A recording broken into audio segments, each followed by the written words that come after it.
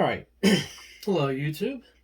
So I decided to make try to document this motor project a little bit better than my previous one. This right now, I am working on an ILG model 163 fan, and this is the data plate for all of the information on the motor. It's a dual voltage motor, and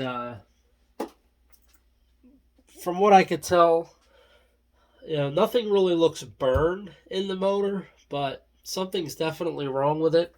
I've tried hooking it up, the correct way. All the wiring was correct, and it just would not get up to full speed, and it was drawing too much current.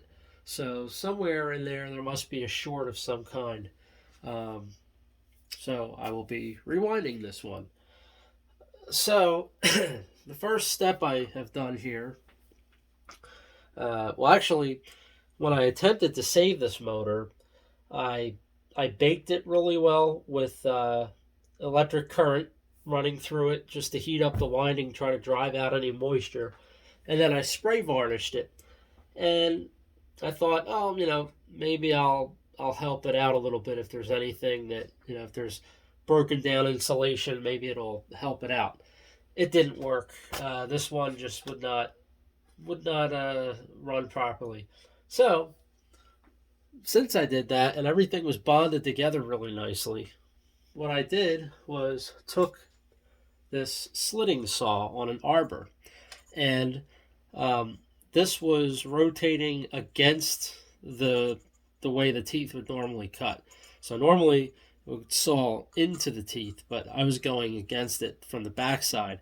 And the reason for that is because I did not want it to catch in these windings, since the teeth on this are pretty much, I think, even the main windings, the teeth are bigger than the copper wire the individual wires are. And there's always a chance that could catch and grab, and it can make a mess real fast. It could start pulling wires out. You could start bending the stator laminations. If the thing gets loose, because I was using a drill press to do this, I've had a bad experience before, not knowing what I was doing, and I had the motor get loose on me, and the whole thing started spinning around, and it was pretty scary. Luckily, I backed away fast enough; it didn't get me. But this time, I had it secured down to the drill press table, and I loosened up the flange at the bottom that allows the table to rotate, and I was able to just keep it in a locked position and almost make like a rotary table out of it, and just rotate the whole stator around as the saw was cutting, and it just cut nice and even all the way around. And the result is, well, this. I have the winding head is removed, and I still have the leads. There's 5 leads here. One of them is goes to the start winding. The other end of the start winding must be internally connected here, so I'll have to figure out how that's all done. And then the other two, there's 2 separate run winding coils. So if you connect them in parallel, you get your low voltage, and if you connect them in series, you get your high voltage connections. So I've put these little black dots. These just show where the outermost portions of the start windings go through. So like from this dot to this dot is one coil set, and then this dot to this dot. So there's 6 poles in this motor. So I just did that for alignment purposes. If I'm trying to figure out where this was lined up, if I have to transfer any data from the top to the bottom or whatever. But pretty much this is all I should need to be able to collect all of the information from this motor that I need.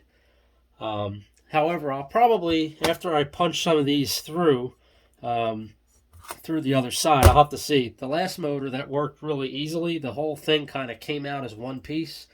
I'm not sure if it's going to work as well with this since I revarnished it, but I'm going to give it a try.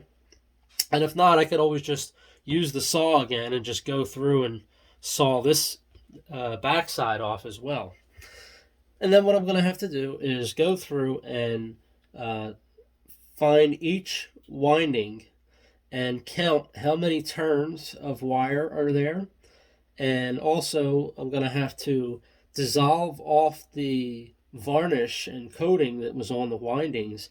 And I'm going to have to get down to the bare copper and measure and see what size wire was used for the start and run windings in this motor.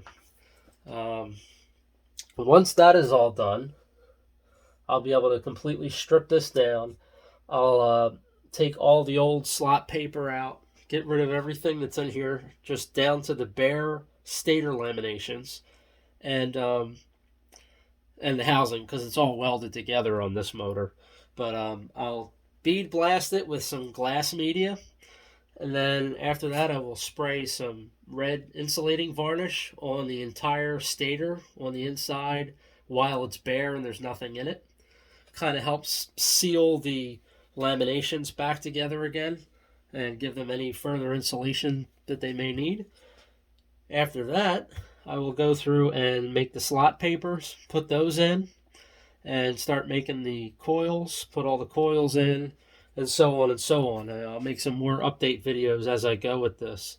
But once I get that all done, then I'll go back and I'll use clear insulating varnish and spray the new winding.